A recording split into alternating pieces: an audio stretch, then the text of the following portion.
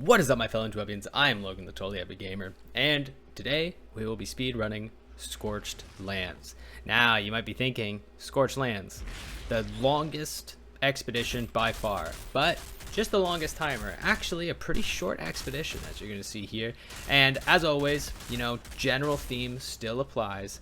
I just move forward, start shooting right away. I want the mobs to pull towards me. It's a recurring theme in the speed run of, Outriders expeditions. There are very few times when you don't want to start shooting right away. You generally want it to go as fast as possible. And here you see I start moving towards the left. People think you can't go fast here, and by people I mean me. I used to think that you can't go fast in this part. You just have to kill as fast as you can. No, you can really speed up timers by killing this left side and getting real close on that left side. The right side spawns very few enemies, and I think it's about one wave of enemies, whereas the left side spawns tons of waves. So you actually can clear out all those waves and then turn back for the right side where the wave is by itself, right? And here you see now I'm starting my second set of waves, and that right side has its set already done. It's already full waved, and here I get a decent cold snap, nothing crazy, and now I've got the whole left side by the time I can turn at me, and I don't have to worry too much about trying to go back over there and clear them up. Standing in the middle is actually not as beneficial as you might think, because of course you can shoot both sides, but one side has the favorability, and that's the left side, and so you'll see that I'll favor the left side for a very large portion of this entire match. And here you see, I've got the alphas coming beside me, not too big of a deal. And, as per usual, I usually want to go to the gate around this time. I'm standing around the middle, waiting for the gate, and I go back to the left side. I've divvied a little bit too far now that the Scythan has been taken care of, and I need to go back to make sure I can clear the waves that are coming into me. Now, when we get to the part, which is right after this, that you're going to have to kill the broodmother, of course, you want to be close to that gate. You do want to make sure you get to that gate in as fast as possible time so that you can open it and you can get right to it. But you don't want to rush too much. So you have a whole cutscene to get through, and you have some time here to run. So you don't need to get to the gate thing right now. There's other spawns that have to happen after the broodmother, so you're okay to spend a little bit of time away, get your long range meters guaranteed, and then kill the broodmother from a little bit farther of a distance. Now, of course, I'm a little bit too far, but I think that it was required to make sure that I sped up the other part of this run, and I think that part is the slower part, so it's more important. As you see, I keep making my way to the next gate, making sure I keep going towards it, try and get a decent cold snap there. You're not going to find a good one there, so you just have to get what I could there, and I found a decent one. Got saved about 2 bursts and nothing too crazy, and ended up pretty close to the gate, so not a big deal.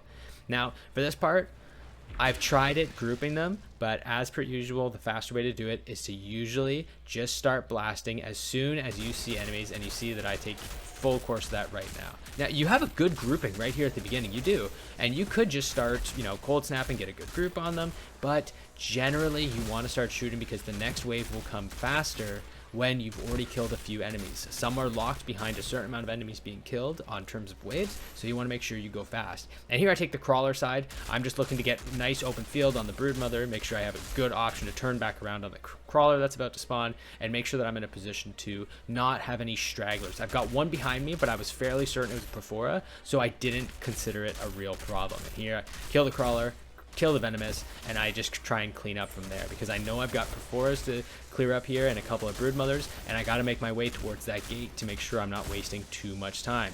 I got a decent cold snap here. I would have preferred it to do a little bit better, but I think I just waited a little bit.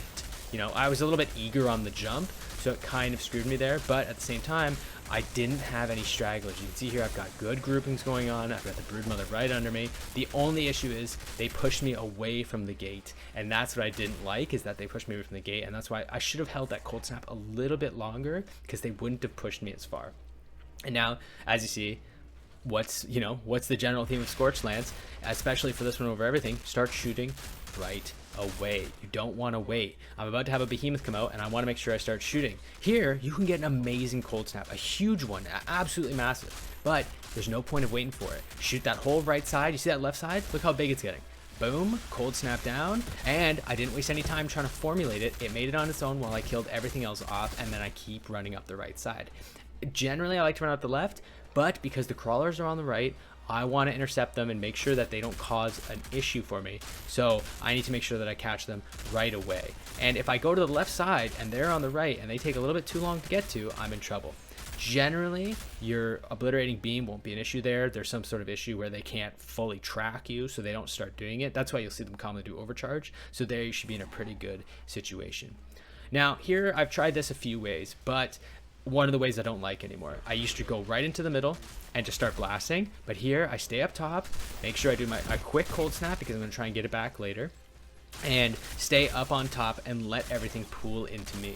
Because if you go down into that center, there's a weird clipping that comes with it. You know, when you get in there, it's gonna like weirdly have you drop frames. You won't have any lag issues, you'll just start dropping frames from being in there. I don't know what the cause is, don't know why it happens, but that's what stops me from going in the center. I would like to go into the center. Here, you really want to make sure you get those Scythans down. It's actually way more important than you would expect because they're the thing that actually is blocking the next section. You see I kill those alphas, nothing happens. Kill the Scythan, even though it was the last creature, had I killed that Scythan earlier, I would have spawned the next wave. It's one of those things where it's important to kill the bosses or what's considered the next wave boss to get that over and done with. Here, it's about clearing. I need to make sure I kill almost everything. From what I've seen, people can leave about 1 or 2 venomous up and the next wave will spawn, which is the cutscene.